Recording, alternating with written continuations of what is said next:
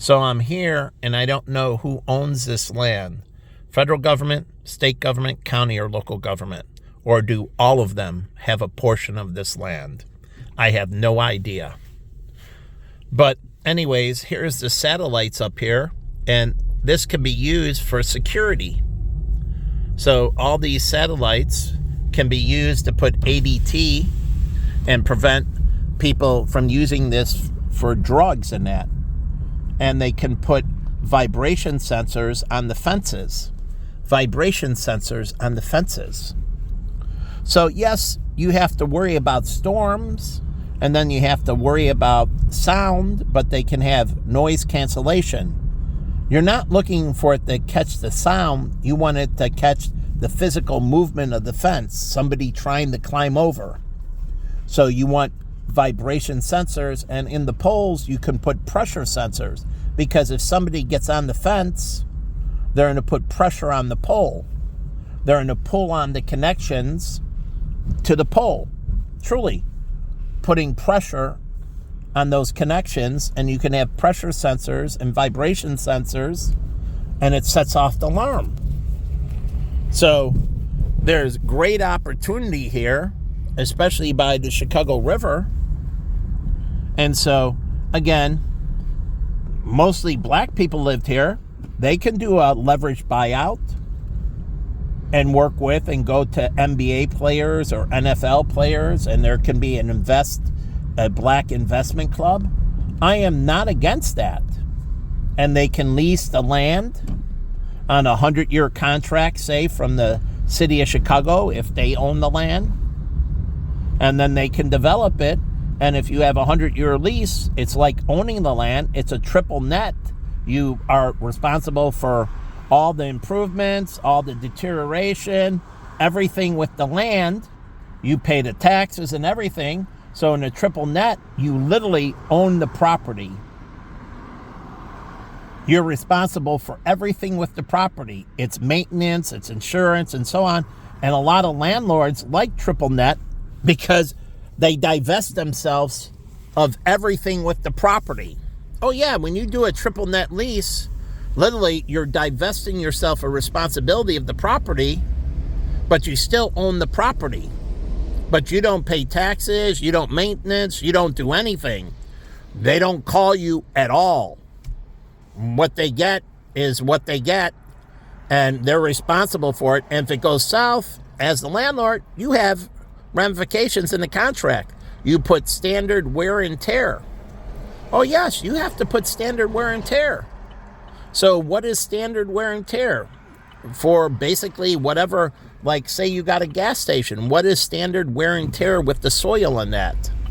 Truly, how much leakage and so on is acceptable where you, the landlord, assumes that, but what is too much environmental contamination where now it's upon them? And you need to know that as the leasee. What is on you compared to what is on them. And so I'm set in a direction where I can't turn around. And now this video is going to be longer than I want. But here's the backside, and taking down all this brick. Do you know how much brick is in there? And you know you can do all kinds of things with that brick. All kinds of things. From grinding it up, turning it back into a powder and redoing it. I mean, there's all kinds of things you can do with the brick, with the mortar, with the lumber, even going into the paper market. Yeah, they'll have to decontaminate it in that, and that's where you go through the cleansing process, and they clean and they grind up the wood and make it into pulp, and then they turn the pulp into paper. But again, you can turn it into paper. I mean, if it's no good, it still can be turned into paper. It can be, if the rotten wood, it can be used as mulch. Depending on the wood, you have to see what kind of contaminants, but even if it got contaminants, you put it through a purification process. You're stripping off the contaminants, not the nutrients, and then you use the nutrients. Now, this is a turnabout, which is kind of unique they did in Chicago, to reconnect these streets they kind of did this turnabout, and it is a turnabout, where it bends. So they changed the direction of the connection. They separated it there back at Damon. One for Elston, one for Damon. Before, you used to run into the intersection, and it made it hard to transfer. They made it easier to transfer by creating this, and they created more real estate in between, where these properties get traffic from all directions. So it's very good for these properties for car traffic. And then you have New Orleans Kitchen, makes New Orleans famous. If the people like Popeyes, and you know who likes Popeyes? Korean people. They like spicy chicken. So they love Popeyes. Simon and all my small group, they love Popeyes. Korean people like Popeyes. Not so much KFC. They like the New Orleans Cajun stuff. Maybe it reminds them of Korean-style chicken. I don't know, but they love Popeyes. So it's a different market. In Japan, KFC does better. Oh, I gotta go straight. In Japan, KFC does better. But in Korea, I would assume Popeyes would do better than KFC. It's a totally different tasting chicken. They do not taste alike. And there's Brian. We have multiple Hall of Famer linebackers. Where is Mike Singletary? They can get the three-headed monster. Mike Singletary, Brian Urlacher, and Dick Butkus. The three-headed monster from Chicago. I think all three of them are in the Hall of Fame. So we're famous, like they call Penn State was linebacker U. Penn State was famous in college for having perpetually good linebackers, and they called it Linebacker University. Penn State was renowned for having these Hall of Famer linebackers.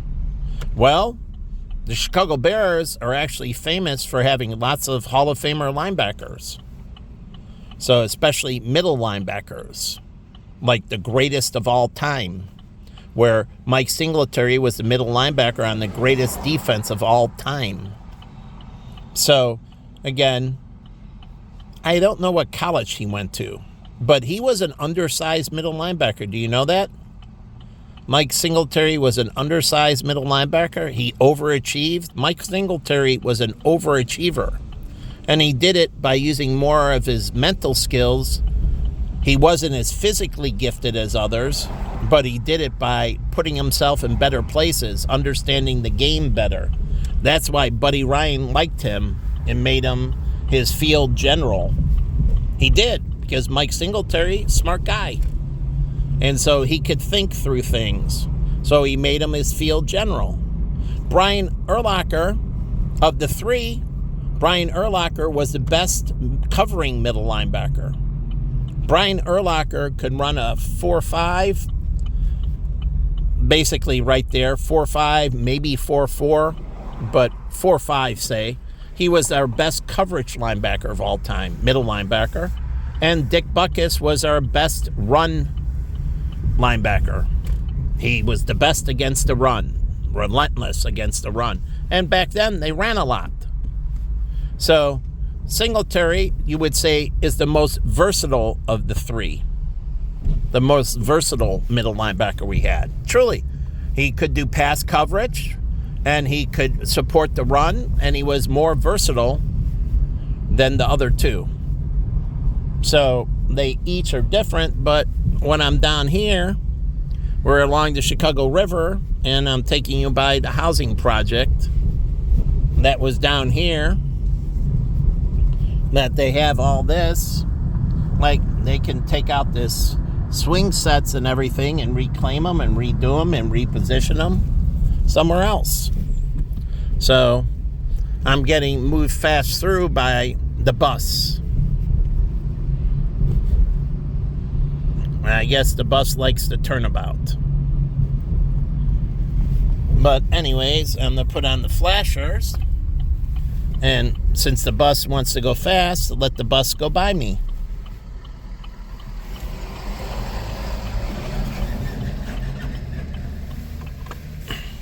Anyways, I'm going to go home, but you have all this and the broken windows.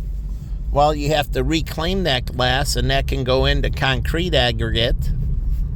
So all of this can be reclaimed and recycled, and it creates a great opportunity. And I don't understand, why they're not doing anything with it. Looks like they're getting ready to. But again, all these satellite dishes for the security system would be a smart idea. And so, again,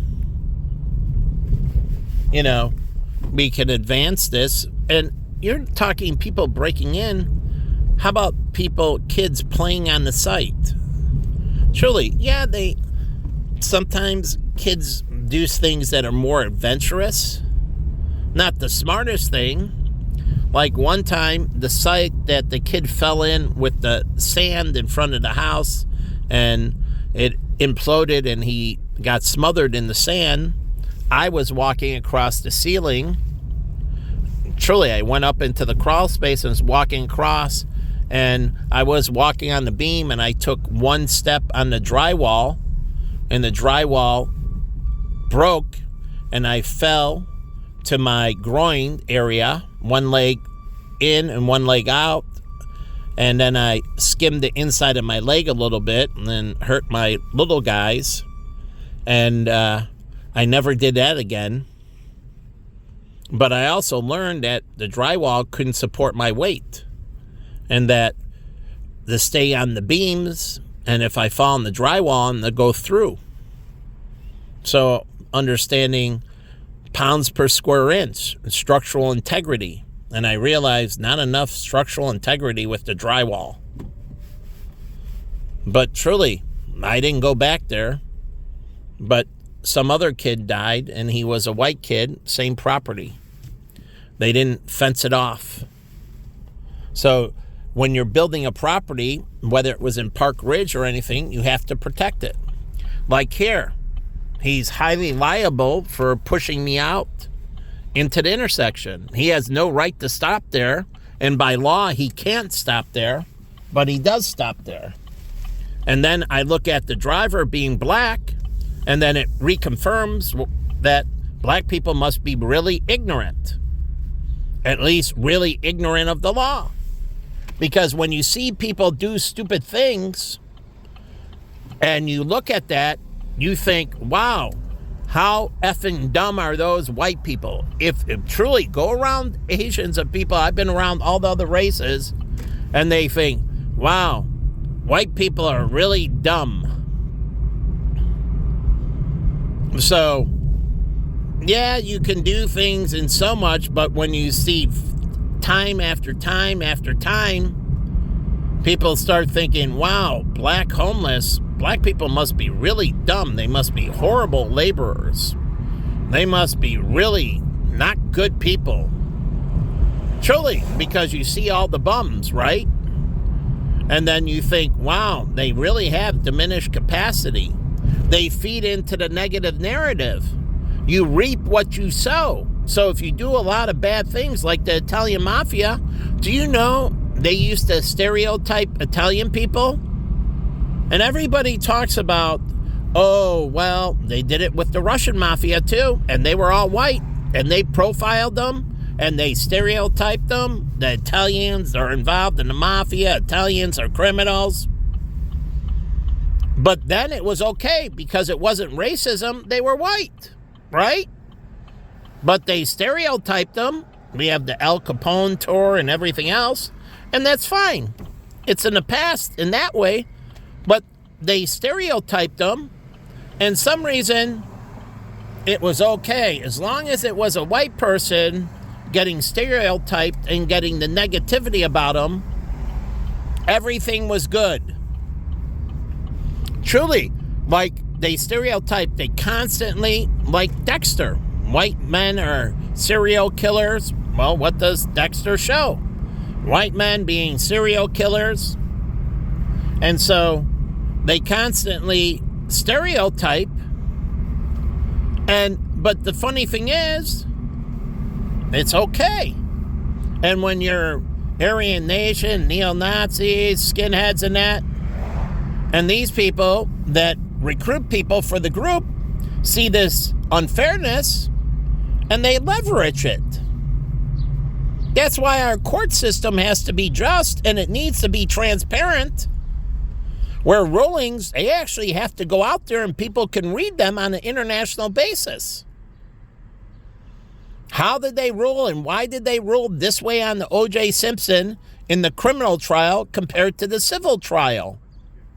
And what were the factors and how did it go wrong, in my opinion? But they need to know that because you want to prove that you didn't do things intentionally, that it wasn't intentionally sabotaged or rigged, and they could actually get a fair trial in the United States. And when you're rigging things with me, what are you telling everybody in the world? You're telling them you can't get a fair trial. You can't get a fair life in America. That America cheats you.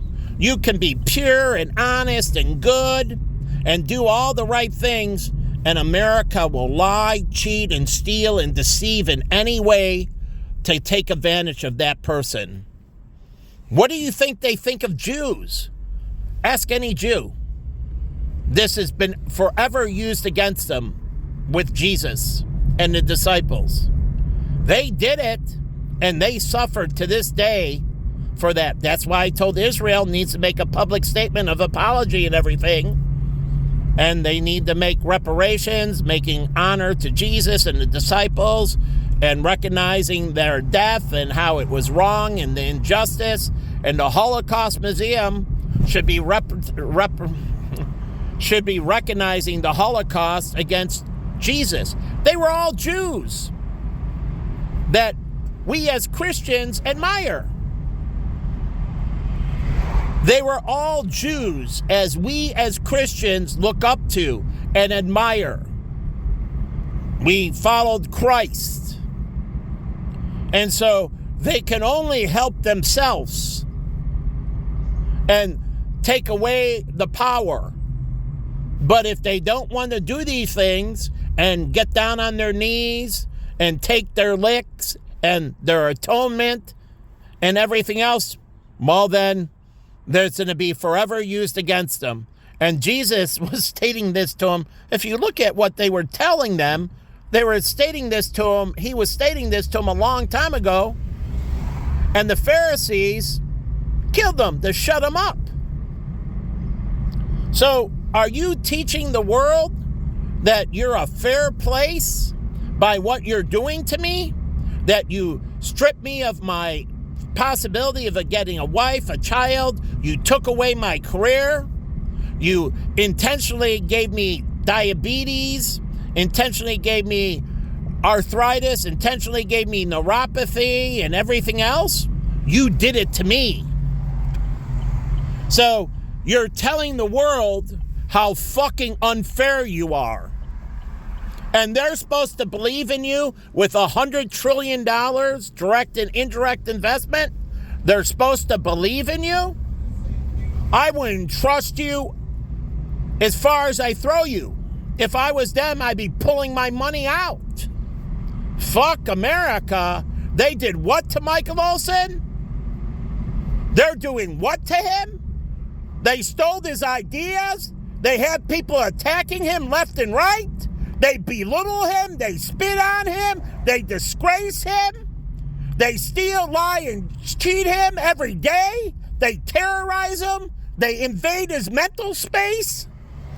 They do all that to Michael Olson?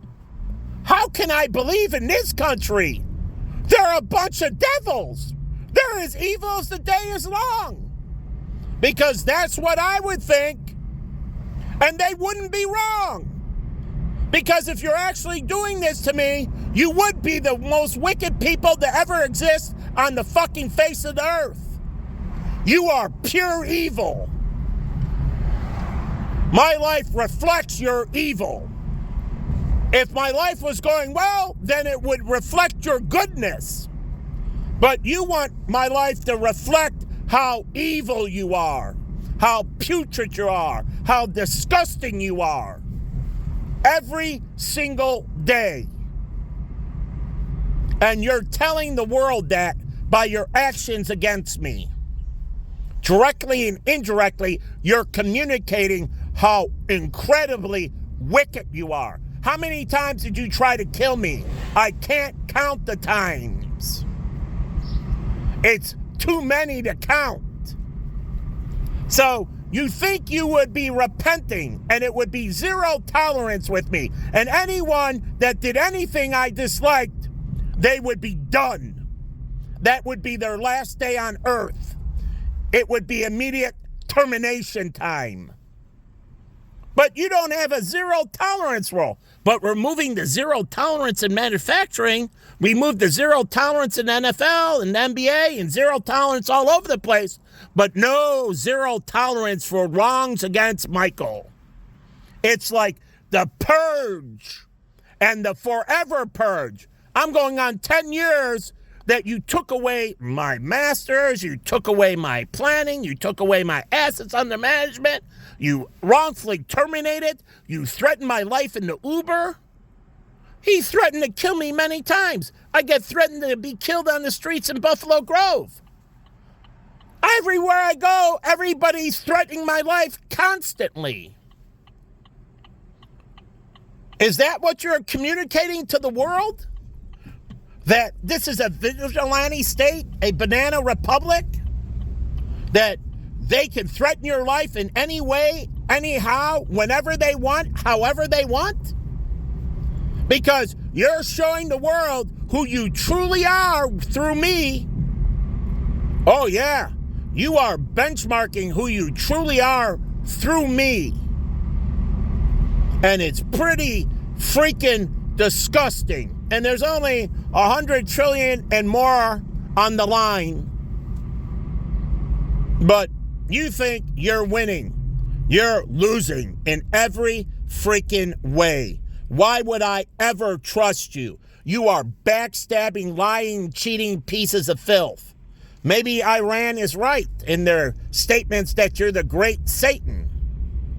Maybe you are, and I'm mistaken. You're the beast. You're not the angel. You took away intimate angels from me. All of a sudden, Johnny is no more with intimate angels. He could move to something besides cancer, as I told him. He could have went into intimate angels for diabetes, intimate angels for these different things. But nope. How about intimate angels against tailgaters? And the angels are like archangels. One wing dipped in blood, the other in holiness. And so their vengeance against tailgaters. Be the guardian angel. That's what they're supposed to be. And they come down and the wrath of God on tailgaters. And they wipe them out. Right? So there's lots of things they can be angels for. But again, he abandoned it. Not what I wanted him to do. I wanted him to expand it. But c'est la vie. I haven't even seen him since 2016. Somehow he disappeared like everybody else. No more angels, just demons all over the place. It's filled with demons. And I guess you are what Iran says you are, the great Satans, because the Satan worshipers are demons. Oh yes, demons worship Satan. And hence, you must be the great Satan then, because everywhere my life is a living hell. You kicked me out of 70 plus places. You terrorize me everywhere. And you prop up the scumbags everywhere I see. They're filth in comparison to me. They're disgusting, filthy pieces of garbage in comparison. But somehow, you prop them up and act like they're holier than me and they can judge me. Everybody on the Supreme Court is a piece of filth in comparison to me. Congress is a piece of filth. The president is a piece of filth in comparison. But somehow they can judge me. And then you can send out your law enforcement. They're pieces of shit in comparison to me. But you show how evil you are. And God watches. How the hell can these pieces of scum even think of judging me? Even think of threatening me? Even think of diminishing my life? How is that possible? How can they strip me of everything? And they did. They stripped me of everything. And they did it numerous times through my life, continuously stripping and stripping me of everything and beating on me and threatening my life continuously. How is that possible? Tell me. How is it possible that I live my life in perpetual fear in every way, every day, and I got to think of going to Vermont and euthanizing myself? Because if I can't escape your evil on a continuous basis towards me, why do you think we give refugee status for people that are persecuted politically? You're persecuting me. But somehow we're supposed to be this safe haven where people that have been persecuted can come and seek sanctuary. You give sanctuary to the LGBTQ in that, so they can do all kinds of disgusting things, and you give sanctuary to the S&M and sanctuary to the LGBTQ and sanctuary to the criminals. Like here, you took away the death penalty in the state of Illinois. You gave sanctuary to all of them. Illinois is a sanctuary state. No death penalty. Do whatever you want, whenever you want, and you can't die. Kill 1, kill 50, John Wayne Gacy, many others. And Jeffrey Dahmer picked up people from Illinois and killed them. Now, he was never tried in Illinois, just Wisconsin. He should have been tried in Illinois, too. He killed people from Illinois as well. But you make this a sanctuary state. So if a terrorist does anything here, there is no penalty. It's sanctuary. And so you encourage people, and then they can sit in prison, as I watched Charles Manson do his thing from prison, all his pen pals and everything else. And then you do this. All the charities I pull up, hundreds and hundreds and hundreds, and then the 311 number to end homelessness and everything else.